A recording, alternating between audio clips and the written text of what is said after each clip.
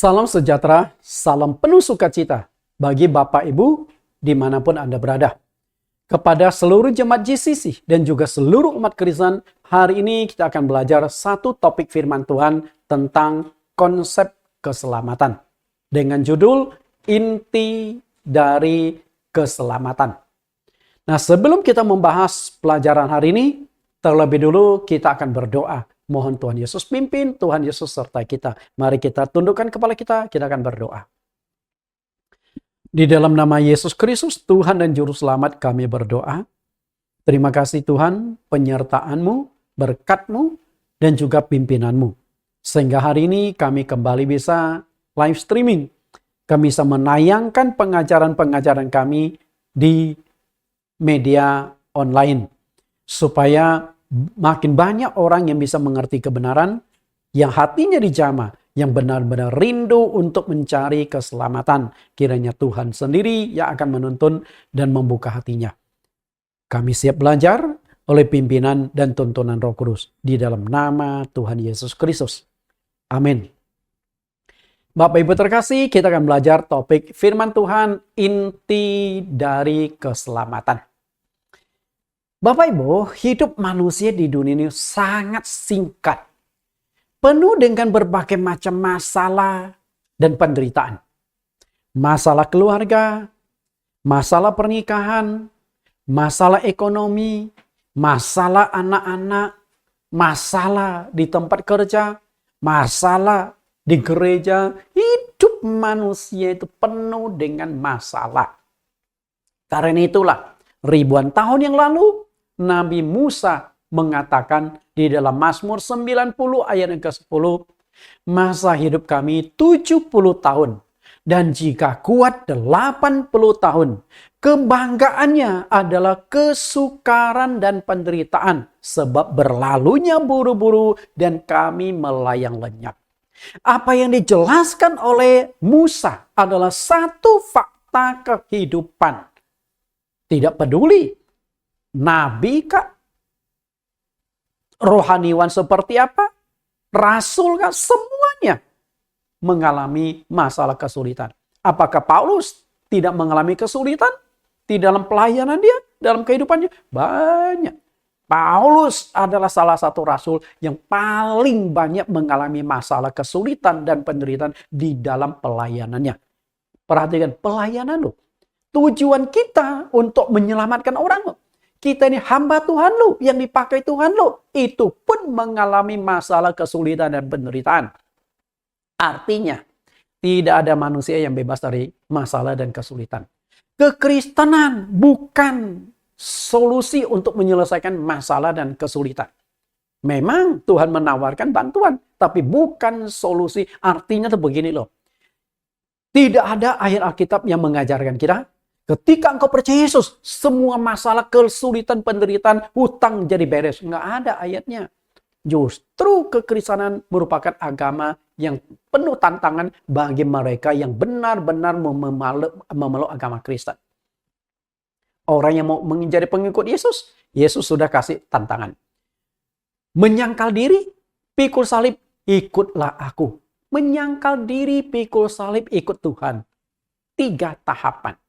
Kalau engkau tidak bisa menyangkal diri, engkau tidak akan bisa memikul salib. Dan kalau engkau tidak mau memikul salib, engkau tidak akan bisa menjadi pengikut Tuhan. Artinya, Kristen adalah tantangan.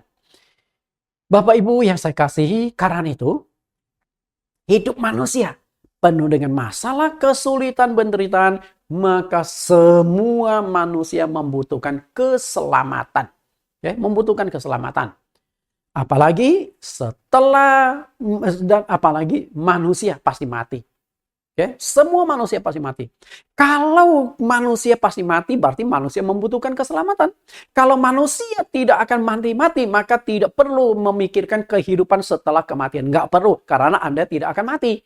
Tapi karena engkau pasti mati, maka Anda harus berpikir, setelah mati saya kemana? Setelah mati apa yang akan terjadi? Dan Alkitab menjelaskan setelah mati akan menghadapi penghakiman Tuhan. Artinya Semua orang tanpa kecuali harus mempertanggungjawabkan kehidupannya selama di dunia. Kematian. Kematian adalah sebuah kepastian. Hanya masalah waktu. Apakah waktu kita sudah sampai? Kapan sampainya? Tidak ada yang tahu. Tidak ada seorang pun yang tahu kapan dia akan mati. Dan ketika waktunya sampai, tidak ada yang bisa menolak. Karena kematian adalah ketetapan Sang Pencipta. Ketetapan Sang Pencipta. Ibrani 9 ayat 27. Dan sama seperti manusia ditetapkan untuk mati hanya satu kali saja dan sesudah itu dihakimi. Perhatikan kata ditetapkan untuk mati. Berarti kematian adalah ketetapan Tuhan, keputusan Tuhan yang akan dialami oleh semua manusia. Kapan keputusan itu dikeluarkan? Sejak manusia jatuh dalam dosa. Jadi, upah dari dosa adalah maut. Upah dari dosa adalah kematian. Kejadian pasal 3 ayat 19, Tuhan berkata kepada manusia, dengan bercerilah engkau akan mencari rezekimu seumur hidupmu, bla bla bla, karena engkau diciptakan dari tanah, engkau akan kembali ke tanah. Itu dia, kematian. Ketetapan itu akhirnya berlaku secara universal kepada semua keturunan Adam dan Hawa. Maka kalau Anda bukan keturunan Adam dan Hawa, mungkin bisa hidup selamanya. Tapi kalau Anda masih termasuk keturunan Adam dan Hawa, Anda pasti alami kematian. Nggak ada yang bisa lolos, karena itu sudah ketetapan Tuhan. Yang penting dan perlu ditakuti, itu bukan kematian, melainkan neraka. Kematian itu nggak usah ditakuti. Kenapa demikian? Karena Anda takuti. Emangnya nggak mati-mati? Kalau kita takut mati, lantas tidak akan mati. Saya akan ajarkan semua. Ayo kita rame-rame takut menghadapi kematian. Biar nggak mati-mati. Kan nggak bisa begitu.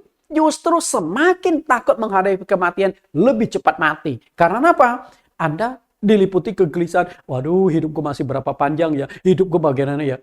Banyak orang yang kena sakit penyakit lebih cepat mati karena dia khawatir gelisah dengan penyakitnya. Pasrah saja. Justru ketika hidupmu makin tertekan, akan Anda cepat mati. Ada orang yang punya kanker, dia tidak anggap kanker, hidup happy-happy saja. Ternyata malah sembuh. Karena apa? Pikiran itu berdampak sekali pada kesehatan. Pengkhotbah 12 ayat 13-14. Akhir kata dari segala yang didengar ialah takutlah akan Allah dan berpeganglah pada perintah-perintahnya. Karena adalah kewajiban setiap orang. Karena Allah akan membawa setiap perbuatan ke pengadilan yang berlaku atas segala sesuatu yang tersembunyi. Entah itu baik, entah itu jahat. Bapak Ibu yang saya kasih, penghakiman. Jadi seperti yang dikatakan Ibrani 9 ayat 27, setelah mati akan dihakimi. Sama juga ini dikatakan oleh Raja Salomo, bahwa setelah mati kita akan menghadapi pengadilan Kristus, penghakiman Tuhan. Jika kita tidak lolos dari penghakiman, Anda akan masuk ke neraka.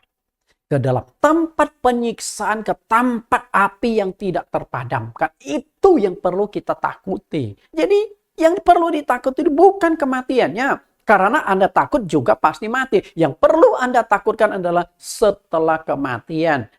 Waktu penghakiman Anda lolos nggak? Kalau Anda tidak lolos dalam penghakiman dan Anda dicampakkan ke neraka. Nah ini tuh. Nggak ada kesempatan lagi. Karena Tuhan hanya berikan satu nyawa. Hanya berikan kesempatan. Maka Ibrani 9 ayat 27 tadi. Manusia ditetapkan untuk mati satu kali. Artinya tidak ada nyawa cadangan. Banyak anggota-anggota tubuh yang bisa diganti. Ketika mata rusak bisa cangkok mata. Paru-paru rusak bisa cangkok paru-paru. Ginjal rusak bisa cangkok ginjal. Jantung rusak bisa cangkok ginjal. Tapi jika suatu hari ada rumah sakit yang memasang sebuah pelang jual nyawa cadangan, maka Ibrani 9 ayat 27 kita tip X saja, karena sudah tidak sesuai lagi. Manusia ditetapkan mati satu kali, dan buktinya ada jual nyawa cadangan. Nah, kalau tidak ada nyawa cadangan, berarti Ibrani 9 ayat 27 tetap berlaku sampai selama-lamanya. Hanya satu kesempatan. Nah, kalau keselamatan atau kematian itu hanya kematian hanya satu kesempatan, usahakan selamatkan nyawa Anda. Banyak hal yang bisa Anda hindari. Namun satu hal yang tidak bisa Anda hindari, yaitu kematian. Tidak seorang pun yang bisa menghindari yang namanya kematian. Pengkhotbah 8 ayat 8. Tiada seorang pun yang berkuasa menahan angin dan tiada seorang pun yang berkuasa atas hari kematian. Tak ada istirahat dalam peperangan dan kefasikan tidak melepaskan orang yang melakukannya. Tidak ada seorang pun berkuasa atas hari kematian. Sama seperti tidak bisa menahan angin. Angin yang bertiup kencang, Anda tidak bisa menahan. Jangankan menahan angin yang ada di luar, angin yang ada di dalam badan Anda pun Anda tidak bisa menahan. Maka lagi dengarin khotbah Pak Nathan, tahu-tahu saja ada kentut dia. Nah, kenapa nggak bisa menahan angin yang di dalam perut? Nah, kalau angin yang kecil, angin yang ada di dalam perut saja kita nggak bisa tahan, apalagi angin yang ada di luar. Nah, sama juga kematian. Tidak ada seorang pun yang bisa menghindari yang namanya kematian ketika waktu Tuhan sudah sampai. Ada sebuah cerita. Seorang pengusaha, kaya dia. Suatu hari dia didatangi oleh malaikat. Ketika bertemu, malaikat berkata, "Hei Tuan, Anda minggu depan dapat giliran menghadap Sang Pencipta." Nah, sang pengusaha ini kaget. Waduh, usaha gue lagi rame-ramenya, hidup gue lagi happy-happynya, masa saya harus meninggal? Nah, akhirnya lalu berkata kepada malaikat, tenang-tenang dulu, kita nggak usah bicara kematian dulu, ayo kita ke restoran. Malaikat diajak makan ke restoran. Okay? Nah, waktu itu malaikat sudah tunjukkan, nih urutan Anda sudah ada di atas nih. Anda akan menghadap Sang Pencipta. Yaudah, waktu di restoran, malaikat itu dijamu, kemudian disuguhkan minuman yang memabukkan. Akhirnya malaikat kekenyangan dan akhirnya tertidur nih. Waktu tertidur, lalu daftar nama yang di giliran di atas, lalu oleh sang pengusaha diturunkan ke bawah. Ya, diturunkan ke bawah. Oh, banyak deretan ke bawah. Setelah itu bangunlah malaikat. Malaikat berkata, waduh, sungguh nikmat makan yang Anda sajikan. Anda baik. Kemudian malaikat yang sudah merasa disogok makanan, lalu berkata, begini saja, Tuan pengusaha, saya akan gunakan sedikit wewenang saya, nama Anda saya tuliskan di bagian bawah saja. Oke, yang di atas saya hapus, di bawah saja. Jadi saya akan bacakan. Begini loh. Nah, kan malaikat tidak tahu nih, namanya sudah dipindahkan oleh pengusaha ke bawah kan? Karena dia akalin, biarlah saya masih panjang nih, antri sampai ke bawah. Lalu malaikat setelah bangun berkata, Tuhan, saya akan gunakan sedikit wewenang saya. Mulai. Saya akan baca dari bawah ke atas. Oke, saya akan baca dari bawah, berarti yang di bawah ini urutan pertama yang mati. Tapi apa yang terjadi? Sang pengusaha sudah mengubah namanya di bagian bawah ketika malaikat itu lagi kekenyangan dan tertidur. Apa yang terjadi? Dia juga yang harus menghadap Sang Pencipta. Artinya, kematian itu nggak bisa diakal-akalin, tidak bisa dihindari. Jangan seperti pengusaha tadi, mencoba menghindari kematian, malahan lari, pindahkan namanya ke bawah, malaikat membaca dari bawah ke atas. Kan masalah lagi. Oke. Kematian hanya masalah waktu. Dan ketika waktunya sampai, tidak ada yang bisa menghindarinya. Masalahnya adalah kapan waktunya. Kapan giliranmu, kapan giliranku, tidak ada seorang yang tahu. Maka di gambar ilustrasi ini kita lihat sebuah jam yang sedang berputar, lalu ada seorang yang menunggu di bawahnya, menunggu giliran waktunya. Sebuah gambar yang penuh dengan filosofi. Itulah hidup manusia. Kita tidak tahu. Pengkhotbah 9 ayat 22. Pengkhotbah 9 ayat 12. Karena manusia tidak mengetahui waktunya, seperti ikan yang tertangkap dalam jala yang mencelakakan. Dan seperti burung yang tertangkap dalam jerat, begitulah anak-anak manusia terjerat pada waktu yang malang. Kalau hal itu menimpa mereka secara tiba-tiba. Bapak Ibu perhatikan kata tiba-tiba. Artinya bisa terjadi secara mendadak.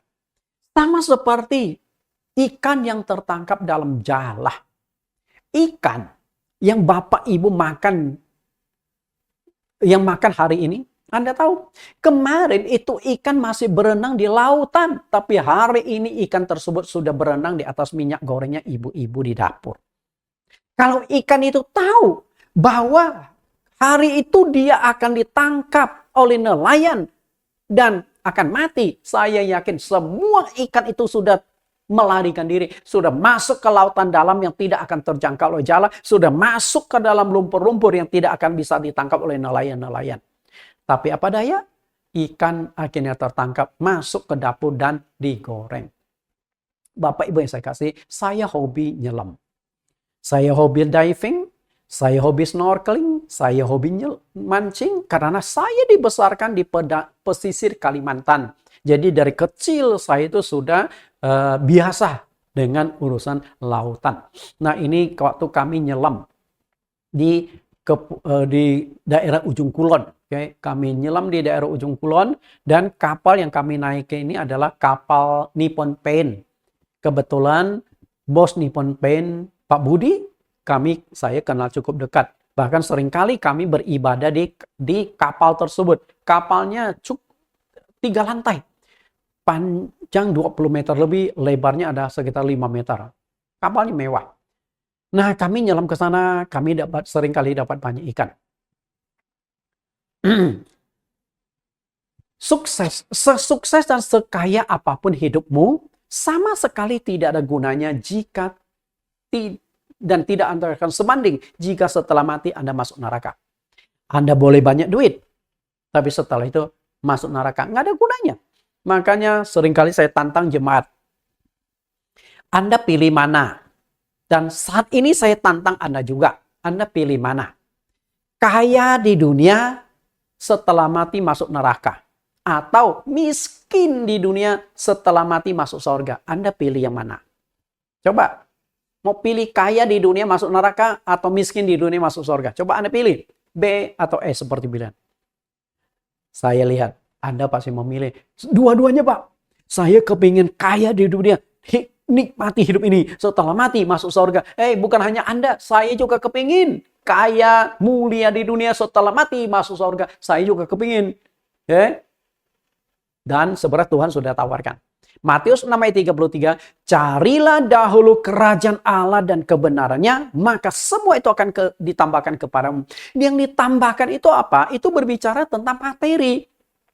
Karena Matius pasal yang ke-6 ayat yang ke-25 ke bawah. Jangan kamu khawatir tentang makanan, tentang pakaian, tentang tempat tinggal semua. Tidak usah khawatir. Cari dahulu kerajaan Allah dan kebenaran, maka semua akan ditambahkan kepadamu. Ditambahkan berarti bukan mengandalkan kekuatan kehebatanmu sendiri lagi. Tapi anugerah Tuhan yang kasih. Tapi engkau harus dahulukan keselamatan. Artinya keselamatan itu paling penting. Karena tidak ada gunanya engkau kaya raya tapi setelah itu masuk neraka. Matius 16 ayat 26.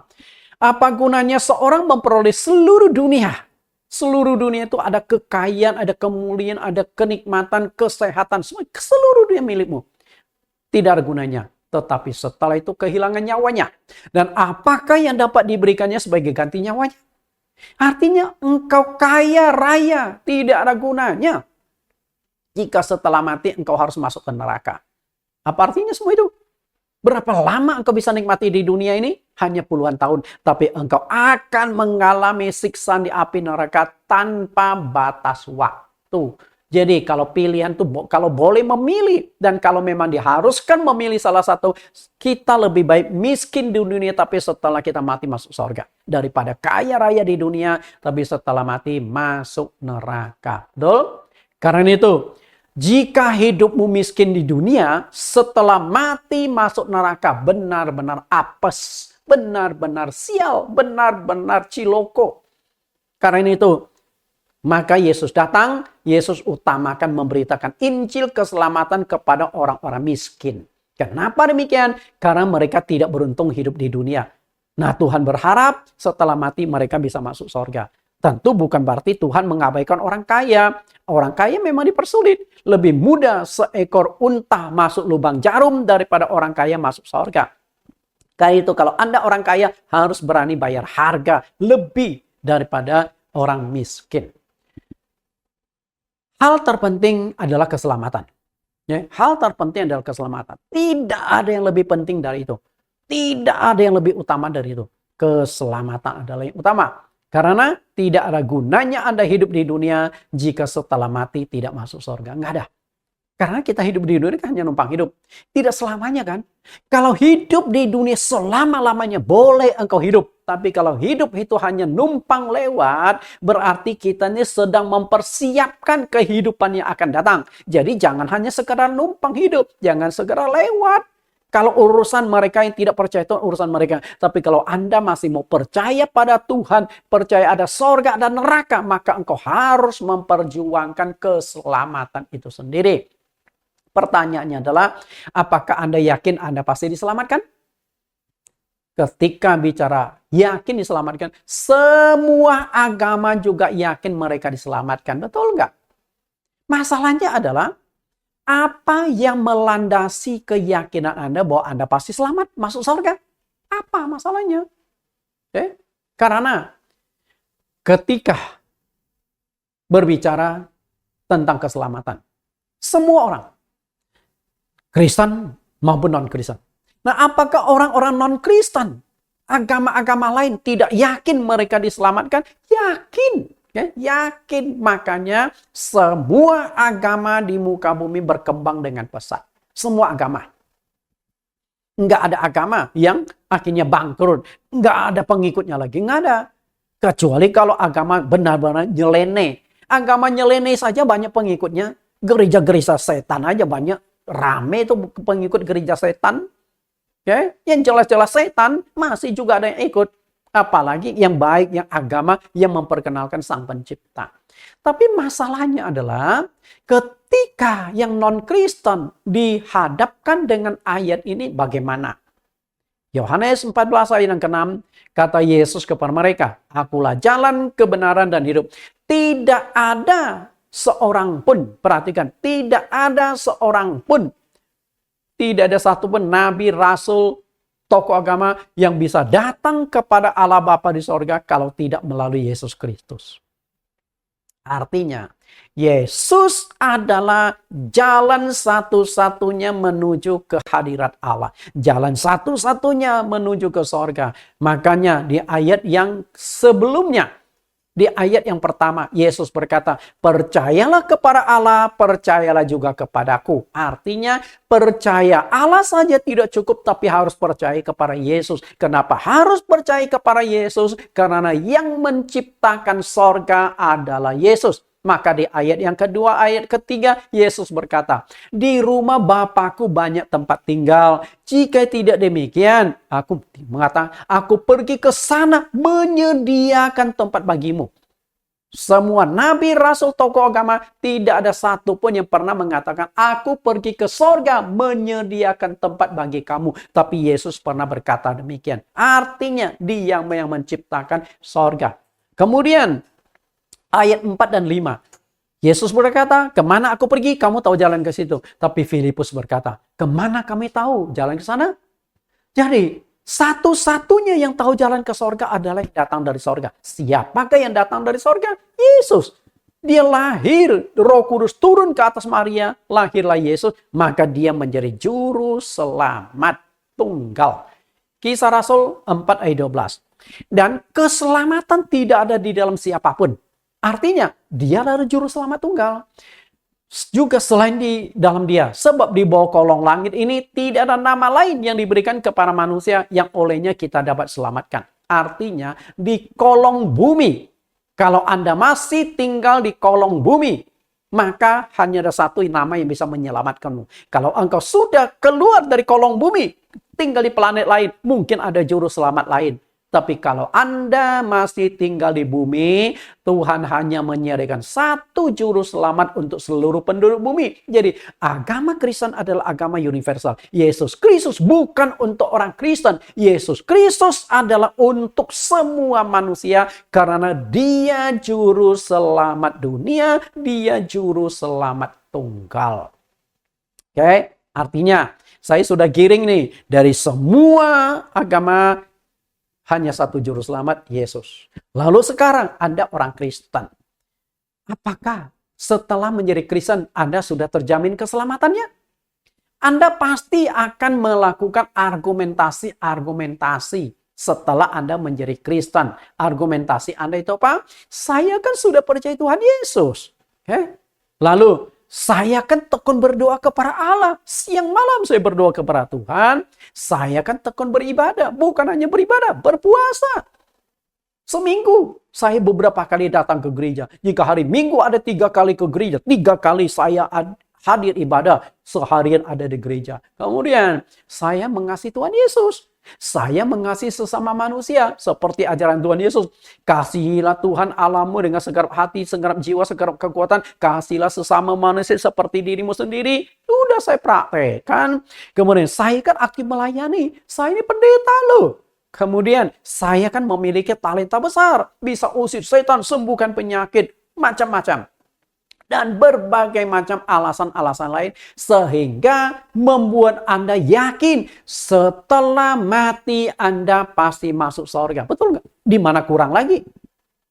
Tapi tunggu dulu. Bagaimana jawaban Tuhan itu yang paling penting. Kita lihat jawaban Tuhan. Matius 7 ayat 21-23. Ini ditujukan kepada orang Kristen.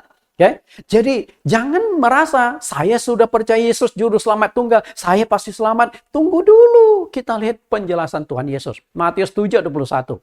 Bukan setiap orang yang berseru kepadaku Tuhan, Tuhan akan masuk ke dalam kerajaan sorga, melainkan dia yang melakukan kehendak Bapakku yang di sorga.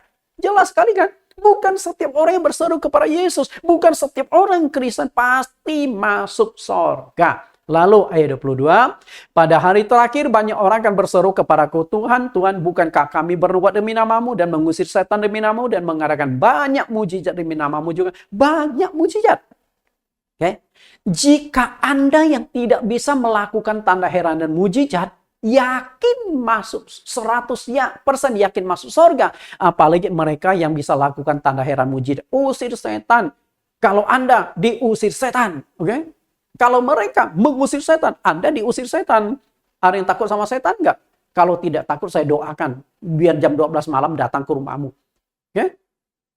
Kalau yang tidak bisa lakukan tanda heran dan mujizat, yakin 100% masuk surga. Apalagi mereka yakin 1000%. Tapi tunggu dulu. Ayat 23, Yesus berkata, waktu itulah aku akan berterus terang kepada mereka dan berkata, aku tidak pernah mengenal kamu, enyalah daripadaku kamu sekalian pembuat kejahatan. Lalu kenapa kalau mereka itu tidak dikenal Tuhan bisa lakukan tanda heran mujizat? Begini loh. Kuasa Yesus seperti anak kunci. Ketika membuka gembok rumah atau membuka pintu rumah, siapapun bisa buka gembok atau buka pintu rumah kalau dia pegang kunci itu. Itulah nama Yesus, kuasa Yesus. Jadi bisa dipakai oleh orang.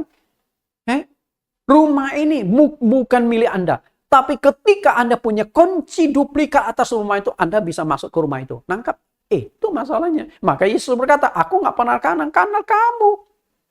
Kita lebih tajam. Yang melakukan kehendak Bapakku yang di sorga.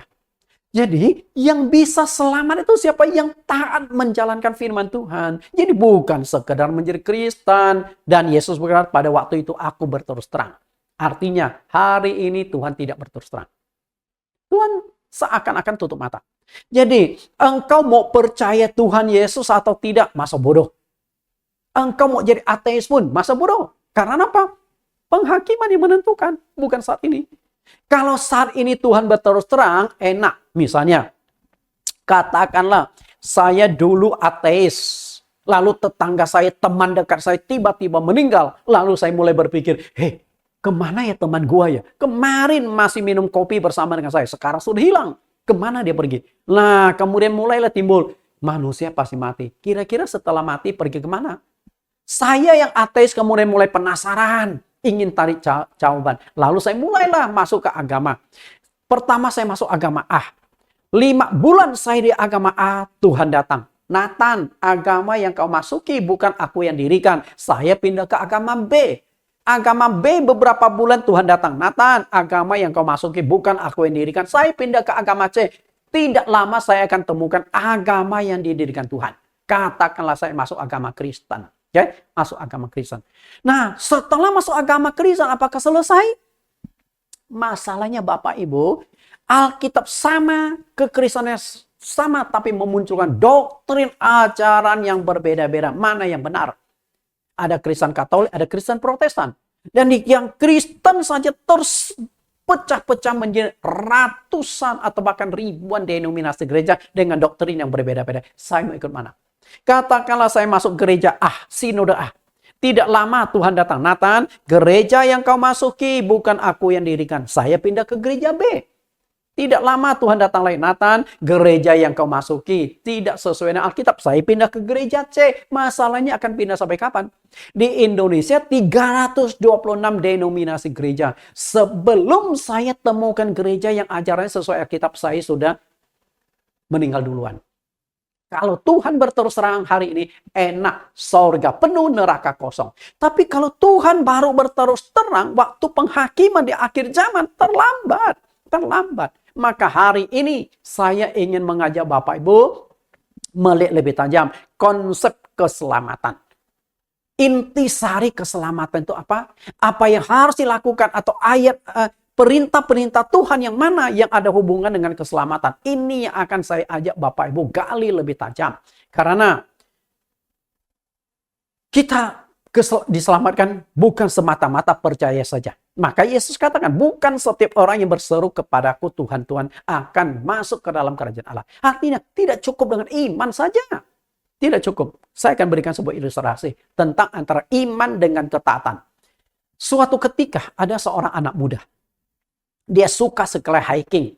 Dia suka jalan ke atas gunung, melihat pemandangan, menghirup udara segar. Setelah itu sorenya pulang. Kadang-kadang sekali-kali dia menginap, bawa tenda. Satu kali dia naik gunung nih. Waktu naik cuacanya masih bagus. Tapi waktu sampai di puncak, tiba-tiba cuaca berubah. Lalu mulai rintik-rintik. Dan hari itu dia tidak membawa perlengkapan untuk berteduh. Akhirnya cepat-cepatlah dia turun. Karena cuaca sudah mulai mendung dan sudah mulai ada suara geledek. Cepat-cepat turun. Dan air, kemudian sudah ada rintik-rintik air. Dan waktu dia turun buru-buru, dia kepleset. Karena licin. Akhirnya langsung terjun sampai di tepi jurang. Nah, perhatikan dia di tepi jurang. Saat itu kemudian dia minta tolong. Tolong. Karena naik nggak bisa. Karena susah sekali naik. Tidak ada jalan lain. Mau turun ke bawah, nggak bisa. Tergantung begini. Satu-satunya cara adalah teriak minta tolong. Tolong. Setelah dia teriak 5 menit, nggak ada yang tolong. Waduh, dia mulai putus asa nih. Karena tangannya sudah mulai pegal. Nah, setelah itu dia teriak lebih kencang lagi. Tolong, siapapun yang mendengar. Tiba-tiba ada satu suara. Ya, anak muda, aku akan menolong kau. Wah, dia pikir, nah, selamat deh aku. Ya Tuhan, cepat, aku sudah kelelahan. Sudah lama aku bergantungan di sini. Sudah nggak kuat. Ya, tenang anak muda. Aku akan menolong engkau. Ya, cepat Tuhan. Sambil menunggu, dia penasaran. Tuhan, engkau ini siapa? Suara itu berkata, akulah Tuhanmu. Wah, senang deh sudah. Yang menolong adalah Tuhan. Okay? Yang menolong adalah Tuhan. Bayangan dia pasti selamat nih. Nah, akhirnya Tuhan itu berkata, anak muda, dengarkan baik-baik. Aku akan menolong engkau dan engkau ikuti petunjukku. Anak muda itu berkata, siap Tuhan, apapun yang engkau perintahkan, aku yakin. Dan aku akan jalankan. Tiba-tiba Tuhan berkata, lepaskan tanganmu. Kira-kira dilepaskan nggak tangannya? Ya. Dari tadi dia bergelantungan, bisa masih selamat karena dia pegang pada tepian batu. Ketika dia lepaskan, batu tajam siap menghancurkan badan dia. Meremukkan badan dia.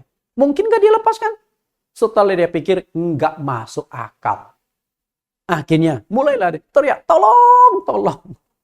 Bapak Ibu yang saya kasih, itulah iman dan ketaatan. Iman itu apa? Iman adalah berani percaya dan berserah serta taat sepenuhnya kepada perintah Tuhan. Walaupun perintah Allah itu sulit menurut Anda dan tidak masuk di akal. Ketika Tuhan berkata, lepaskan tanganmu, itu kan nggak masuk akal. Kalau dari lepaskan tangan dia bisa selamat. Dari tadi sudah dilepaskan, tapi Tuhan yang suruh. Artinya apa? Ada harga yang harus dibayar dari iman, yaitu ketaatan. Tidak ada gunanya Anda berkata, beriman, tetapi tidak ada ketaatan. Apakah iman itu bisa menyelamatkan Anda? Yakobus 2:14. Iman itu nggak bisa menyelamatkan. Yang bisa menyelamatkan itu adalah ketaatan pada firman Tuhan. Ibarat engkau sakit nih. Engkau sakit lalu datang ke dokter. Kenapa Anda datang ke dokter? Karena Anda percaya pada dokter. Oke? Dan Anda juga percaya spesialis kali ya. Kalau Anda sakit mata, nggak mungkin datang ke dokter jantung kan? Kalau Anda sakit jantung, nggak mungkin datang ke dokter gigi kan? Karena spesialisnya beda. Nah, waktu sakit Anda datang ke dokter. Lalu setelah dicek nih, di stetoskop, di check up dan sebagainya. Setelah itu keluarlah resep. Lalu Anda berkata, saya nggak percaya sama resep, saya hanya percaya dokter. Apakah bisa demikian? Yang menyembuhkan itu dokter atau obatnya? Obatnya kan. Nah, obatnya kan ada resep. Dan itu pun harus ikut aturan main. Masalahnya, dokter itu Tuhan Yesus. Resep dari Tuhan Yesus, resep obatnya itu adalah Alkitab. Anda sakit menunjukkan Anda berdosa. Dosa itu harus dibereskan. Dosa merupakan satu-satunya rintangan Anda masuk ke surga. Harus dibereskan. Artinya Anda tidak cukup hanya percaya kepada Tuhan, tapi tidak taat pada firman-Nya. Anda tidak cukup hanya percaya pada dokter, tapi tidak percaya pada resepnya. Dan ketika Anda percaya resep, ada aturan minum obat pun tidak boleh sembarang. Harus ikut petunjuk itu. Taati firman Tuhan. Karena itu, diselamatkan itu karena ketaatan. Matius 19:16. Ada seorang datang kepada Yesus dan berkata, Guru, perbuatan baik apakah yang harus kuperbuat untuk memperoleh hidup yang kekal? Perhatikan ini, ingin dapat hidup yang kekal. Maka dia datang kepada Yesus. Lalu bagaimana jawaban Yesus? Ayat 17. Jawab Yesus, apakah sebabnya engkau bertanya kepadaku tentang apa yang baik? Hanya satu yang baik. Tetapi jikalau engkau ingin masuk ke dalam hidup, turuti segala perintah Allah. Artinya, tidak cukup hanya beriman, tetapi harus punya ketaatan. Turuti perintah-perintah Tuhan. Ketaatan itu berhubungan dengan keselamatan. Karena itu, saya akan berikan perintah-perintah Tuhan yang ada hubungannya dengan keselamatan. Paling tidak ada 5. Paling tidak yang ada 5 yang berhubungan dengan keselamatan. Pertama, baptisan. Yang kedua, perjamuan kudus. Yang ketiga, dipenuhi Roh Kudus. Yang keempat, menguruskan hari Sabat. Yang kelima, pembasuhan kaki. Mungkin menurut Anda, para dosen teologi, teolog, ataupun umat Kristen yang tidak pernah mendapatkan pengajaran ini, Anda akan berkata, nyeleneh Pak Nathan. Itulah iman. Ketika Tuhan berkata kepada anak murid, lepaskan tanganmu ketika dia bergelantungan di pinggir bibir jurang. Masuk akal nggak ketika Tuhan suruh lepaskan? Nggak masuk akal. Nah, mungkin bagi Anda, apa yang saya ajarkan nggak masuk akal. Tapi kita coba analisa, kita selidiki lebih tajam dulu. Benar nggak ini ada hubungan dengan keselamatan? Yang pertama, baptisan. Baptisan merupakan salah satu syarat untuk memperoleh keselamatan. Itu Tuhan Yesus yang katakan sendiri kok, bukan dikatakan oleh Nathan. Markus 16:16, siapa yang percaya dan dibaptis akan diselamatkan, tetapi siapa yang tidak percaya akan dihukum. Bapak Ibu perhatikan, ayat ini pendek. Tapi ada 2 kata percaya. 2 kata percaya, 2 kali percaya. Maksudnya itu apa? Pertama adalah percaya kepada Yesus Kristus sebagai juru selamat tunggal. Dan tidak cukup hanya percaya kepada Yesus sebagai juru selamat tunggal, tapi engkau harus percaya akan baptisan. Nah, ini jadi persoalan. Banyak pendeta tidak percaya baptisan punya khasiat. Ini masalah. Tidak percaya khasiat baptisan. Gimana ceritanya? Oke, kita lihat. Satu-satunya faktor yang menyebabkan Anda tidak masuk surga adalah dosa.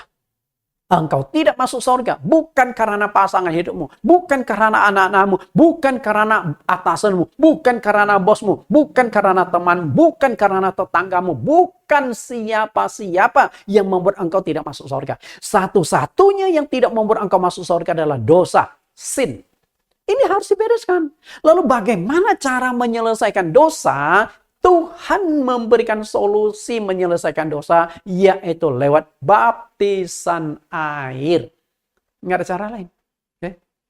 Tuhan sudah berikan solusi menyelesaikan dosa, baptisan air. Berarti baptisan air itu punya kuasa untuk menyelesaikan dosa. Oke? Makanya baptisan berhubungan dengan keselamatan. Maka Yesus berkata, siapa yang percaya dan dibaptis akan diselamatkan. Yang tidak percaya akan hukum. Engkau harus percaya. Percaya baptisan punya khasiat untuk menyelesaikan dosa. Baru Anda bisa diselamatkan. Kita lihat buktinya. Betulkah baptisan punya kuasa mengampuni dosa? Saya akan berikan 3 ayat yang membuktikan hal tersebut. Kita lihat yang pertama, Lukas 3 ayat 3. Maka datanglah Yohanes ke seluruh daerah Yordan dan menyerukan, bertobatlah dan berilah dirimu dibaptis dan Allah akan mengampuni dosamu. Perhatikan yang saya cetak warna merah diberi garis bawah, dibaptis dan Allah akan mengampuni dosamu. Lalu, Kisah Rasul pasal 2 ayat 38. Jawab Petrus kepada mereka, bertobatlah dan hendaklah kamu masing-masing memberi dirimu dibaptis dalam nama Yesus Kristus untuk pengampunan dosamu. Maka kamu akan menerima karunia Roh Kudus. Dibaptis untuk pengampunan dosamu. Kan jelas sekali. Dibaptis untuk pengampunan dosamu.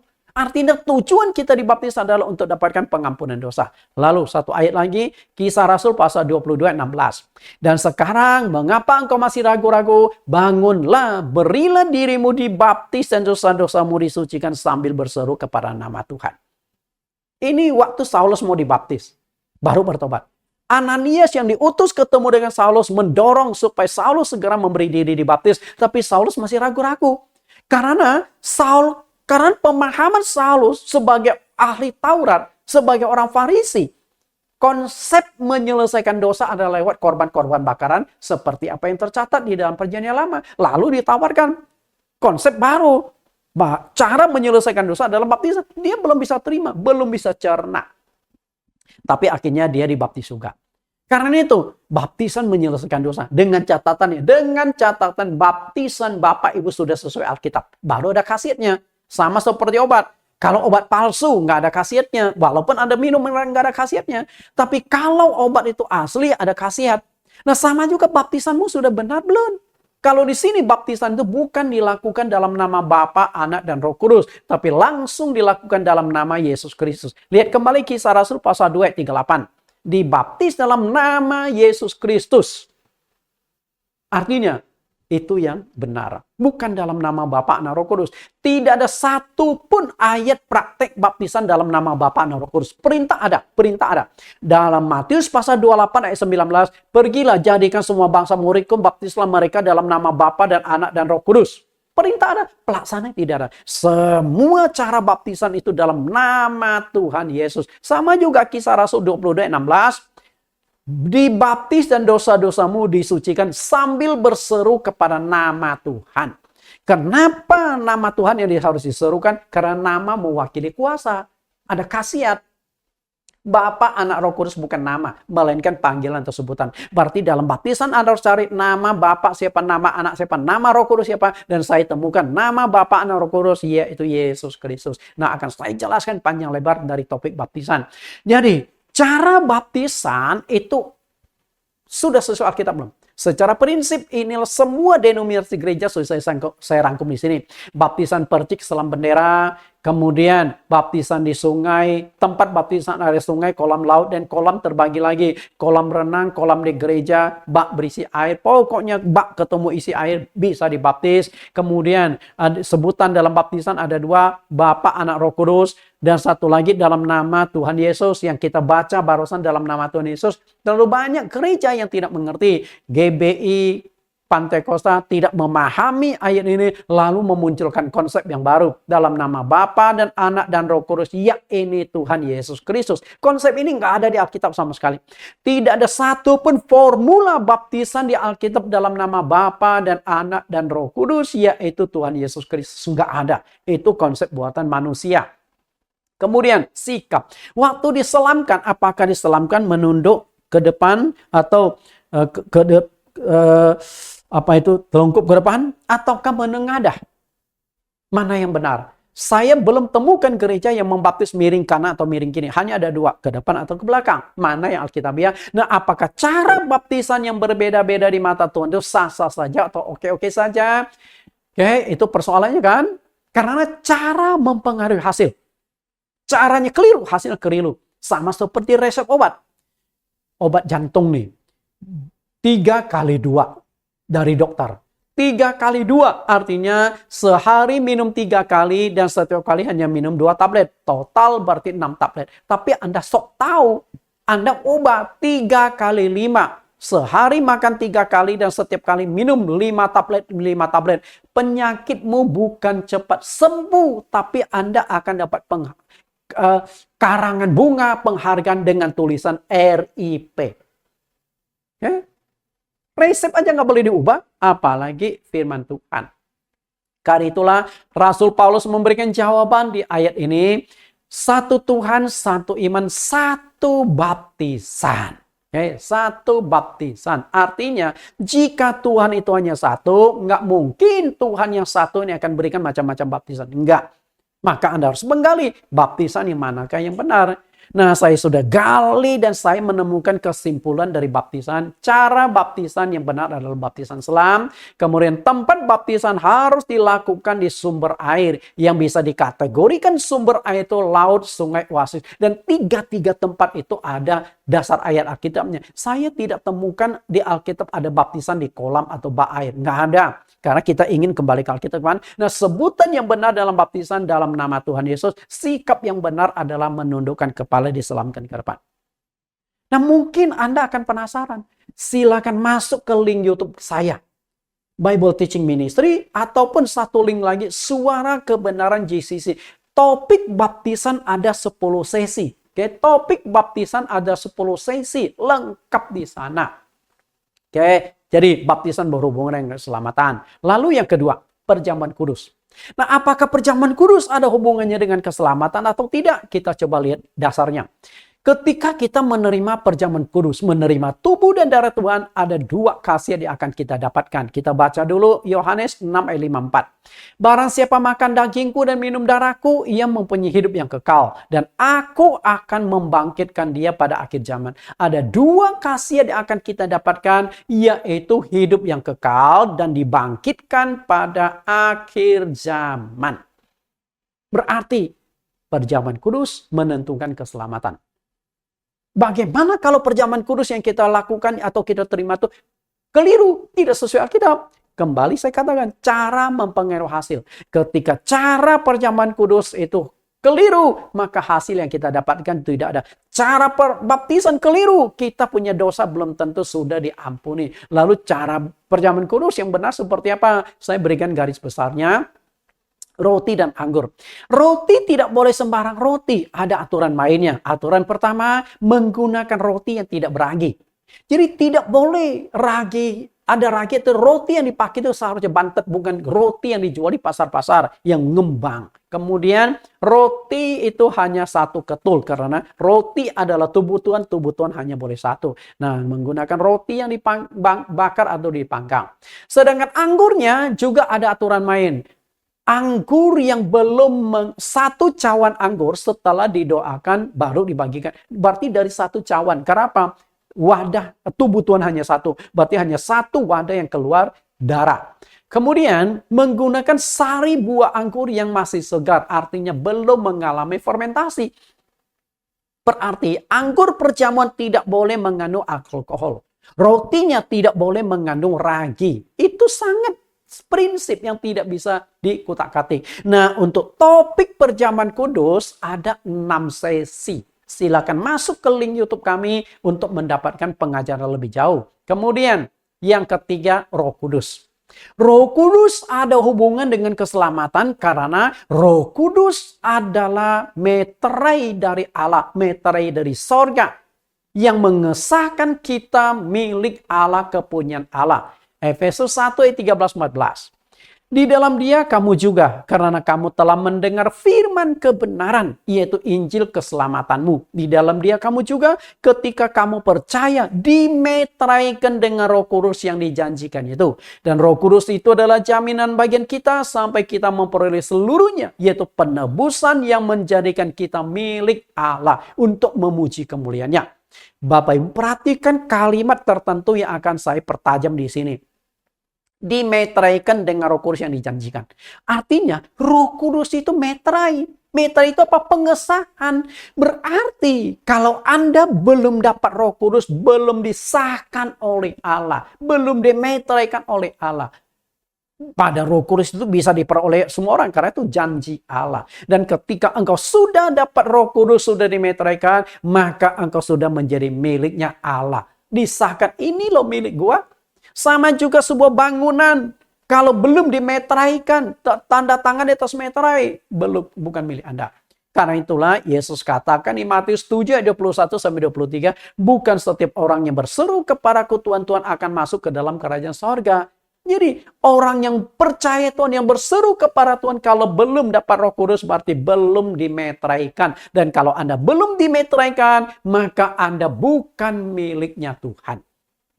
Ini bukan kata saya loh, kata Tuhan sendiri. Kita lihat apa yang dikatakan Paulus. Roma 8 ayat 9. Tetapi kamu tidak hidup dalam daging, melainkan dalam roh. Jika memang roh Allah diam di dalam kamu. Tetapi jika orang tidak memiliki roh Kristus. Perhatikan, roh Kristus apa? Roh Kudus. Karena roh Kudus adalah roh Kristus. Ia bukan milik Kristus. Nah, gimana ini? Kalau engkau belum ada Roh Kudus, engkau bukan milik Kristus. Nah, kalau engkau bukan milik Kristus, Tuhan Yesus tidak punya kewajiban menyelamatkan engkau. Karena engkau bukan milik Dia. Maka penting sekali kita dipenuhi Roh Kudus untuk disahkan menjadi miliknya Tuhan. Kalau tidak, berarti kita masih belum sah menjadi milik Tuhan. Oke? Belum sah menjadi milik Tuhan. Nah, untuk mendapatkan pemahaman tentang Roh Kudus, ada 25 sesi. Wah, panjang sekali. Yaitu dia Bapak Ibu. Ada 25 sesi topik pelajaran tentang Roh Kudus. Silakan link masuk ke dalam YouTube kami di Suara Kebenaran GCC untuk mendapatkan pengajaran lengkapnya tentang Roh Kudus. Kemudian yang keempat adalah hari Sabat. Oke, hari Sabat. Kita lihat tentang hari Sabat. Di dalam 10 hukum Allah, hukum yang keempat dikatakan, ingatlah dan kuduskanlah hari Sabat. Mungkin Anda akan berkata, masa sih hari Sabat ada hubungan dengan keselamatan? Coba kita analisa lebih dulu. Ingatlah dan kuduskanlah hari Sabat, 6 hari lamanya engkau akan bekerja dan melakukan segala pekerjaanmu. Tetapi hari ke-7 adalah hari Sabat Tuhan Allahmu. Perhatikan hari ke-7. Hari ke-7 jatuhnya itu adalah hari Sabtu. Jadi hari Sabat jatuhnya adalah hari Sabtu. Nah, itu tidak boleh dilupakan, harus diingat. Kenapa harus diingat?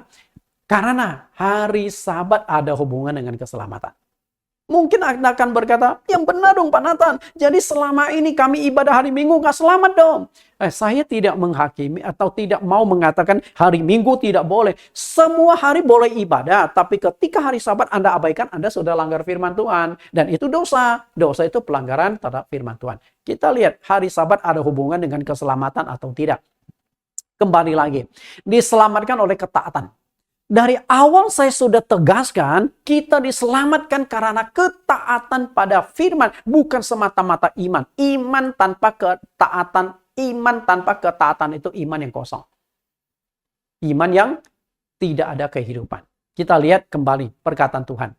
Matius 19 ayat 16, ada seorang datang kepada Yesus dan berkata, Guru, perbuatan baik apakah yang harus kuperbuat untuk memperoleh hidup yang kekal? Artinya dia ingin dapat hidup yang kekal. Nah, akhirnya Tuhan jawab di ayat yang ke-17, turuti segala perintah Allah. Jadi ini anak muda ini, dia kaya. Hidup di dunia sudah nikmat. Dia ingin masuk ke sorga, berharap setelah mati masuk sorga. Maka dia datang kepada Yesus.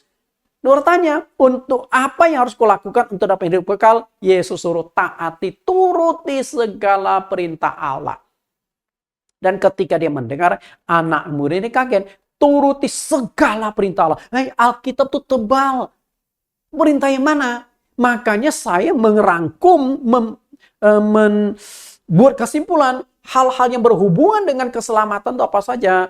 Maka saya temukan ada 5 yang jelas-jelas berhubungan dengan keselamatan. Tentu bukan hanya 5 berarti yang lain nggak penting. Penting. Tapi 5 ini yang saya ingin pertajam. Karena yang lain itu susah saya jelaskan. Susah saya jelaskan karena nggak ada standar yang jelas. Begini loh. Sifat atau kekudusan berhubungan dengan keselamatan nggak?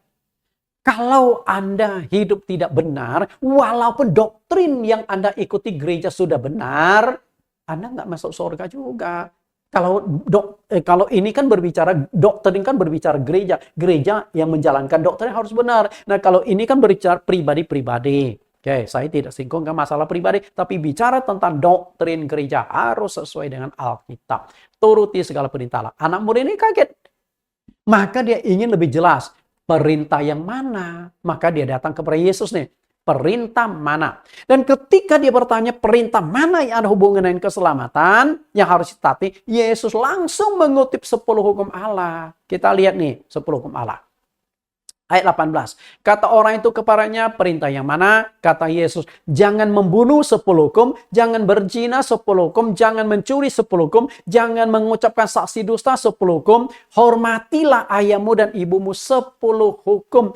Tuhan Yesus mengutip 5 hukum dari 10 hukum Allah. Bukan berarti 5 yang tidak dikutip itu tidak penting. Tetap 10 hukum Allah adalah satu kesatuan. Dan di hukum yang keempat, ingat dan kuduskanlah hari Sabat. Nah, itu diabaikan oleh orang Kristen. Diabaikan. 10 hukum Allah adalah hukum yang utuh. Kesatuan hukum yang tidak bisa dipisahkan satu dengan yang lain. Anda melanggar satu, dianggap melanggar semua. Kalau hukum dunia, Anda langgar 1, kena sanksi 1, hukum langgar 2, kena sanksi 2, dan itu disebut pasal berlapis. Tapi 10 hukum Anda langgar berlapis-lapis. 1 Anda langgar, dianggap melanggar semuanya. Kita lihat apa yang dikatakan Yakobus. Yakobus pasal 2 ayat 10-11 ini berbicara tentang 10 hukum Allah. Kita akan lihat, sebab barang siapa menuruti seluruh hukum itu tetapi mengabaikan satu bagian daripadanya, ia bersalah terhadap seluruhnya.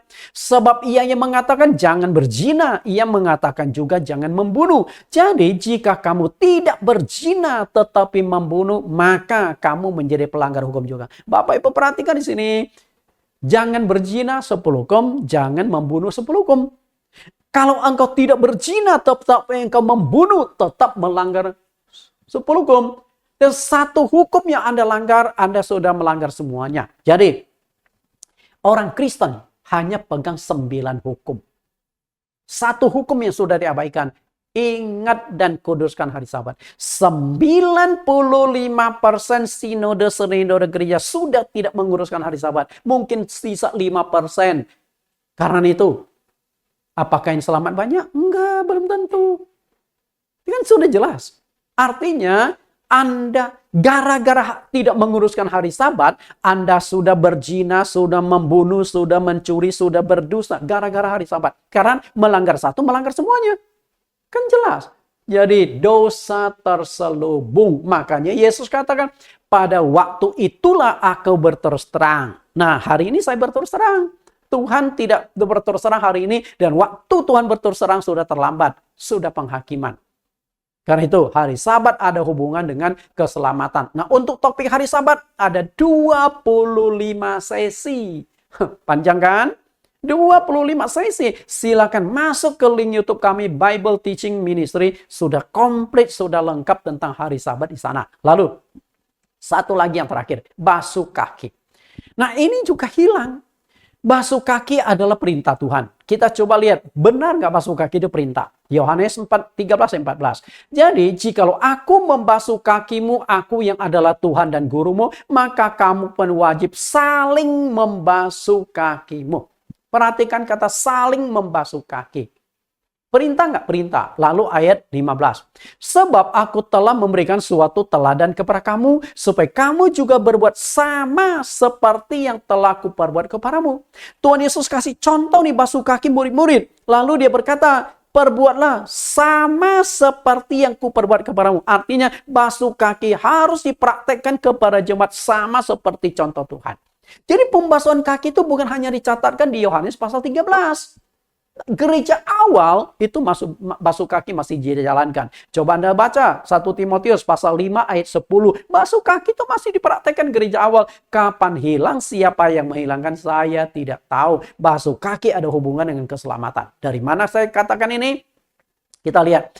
Ketika Tuhan Yesus membasuh kaki murid-muridnya, satu demi satu dibasuh. Saat itu Petrus belum dapat giliran. Dia perhatikan apa yang dilakukan Yesus. Dan ketika giliran Petrus mau dibasuh kakinya, dia menolak. Coba lihat ayat 6. Yohanes 13:6, maka sampailah ia kepada Simon Petrus. Kata Petrus kepadanya, Tuhan, engkau hendak membasuh kakiku. Maksudnya, Tuhan, enggak salah ya engkau mau basuh kakiku. Petrus ingin menolak pembasuhan kaki dari Tuhan. Karena menurut Petrus, logikanya terbalik.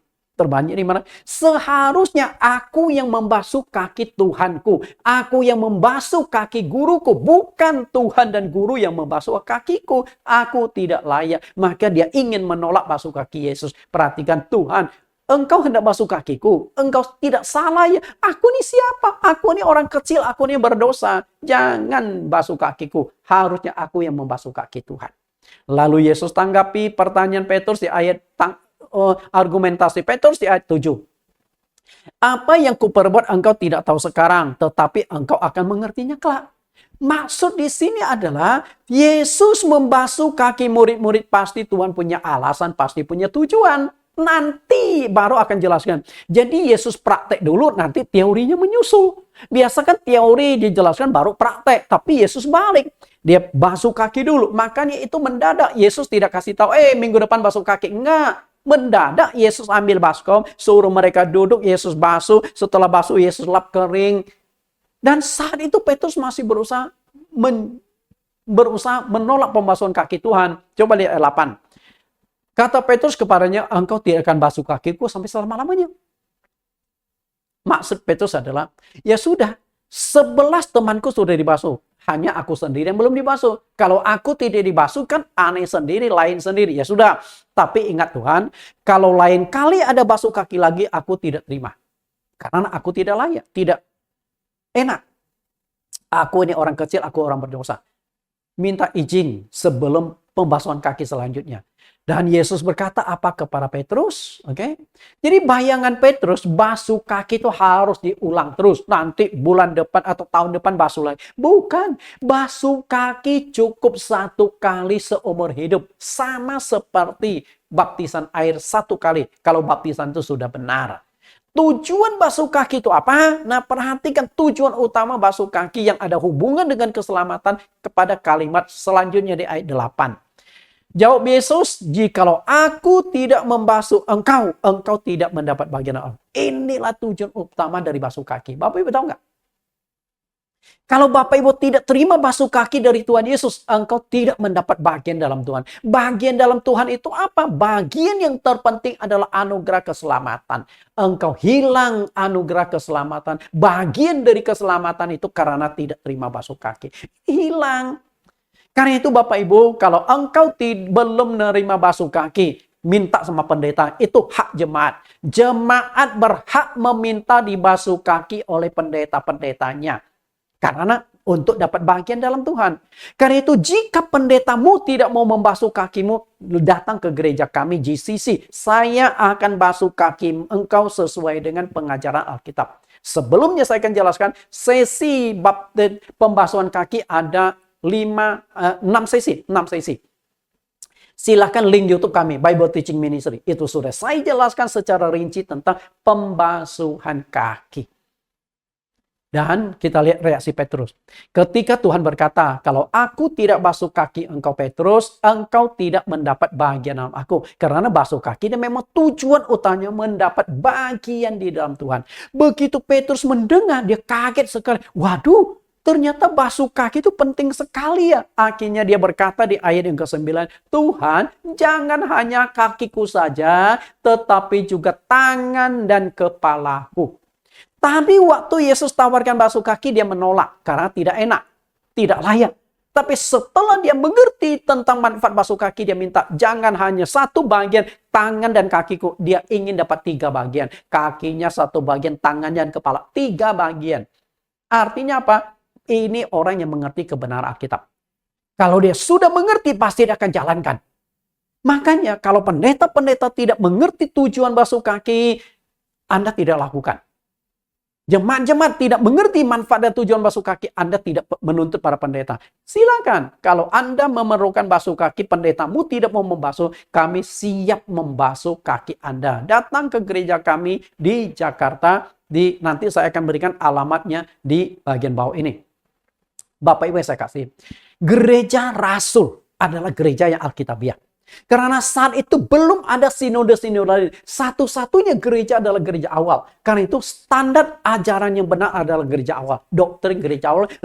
Gereja yang berdiri setelah Roh Kudus itu turunkan di hari Pentakosta. Nah, gereja rasul, gereja awal punya 5 doktrin yang utama. Baptisan air, perjamuan kudus, dipenuhi Roh Kudus, pembasuhan kaki, dan ibadah hari Sabat. Jadi gereja awal itu ibadah hari Sabat, bukan hari Minggu, hari Sabtu. Nah, dari 5 doktrin ini, 3 doktrin masih dijalankan oleh gereja-gereja sekarang. Masih dijalankan. Cuman benar atau tidak, nah itu yang perlu diselidiki. Baptisan air ada 10 sesi, perjamuan kudus ada 6 sesi, Roh Kudus ada 25 sesi. Berapa puluh sesi waktu yang perlu dibutuhkan untuk memahami doktrin? Nah, ada 2 doktrin yang hilang dari gereja sekarang. Basuh kaki dan hari Sabat. Sudah hampir hilang dari gereja dan tidak dijalankan lagi. Kalau dijalankan pun ada kemungkinan salah pemahaman.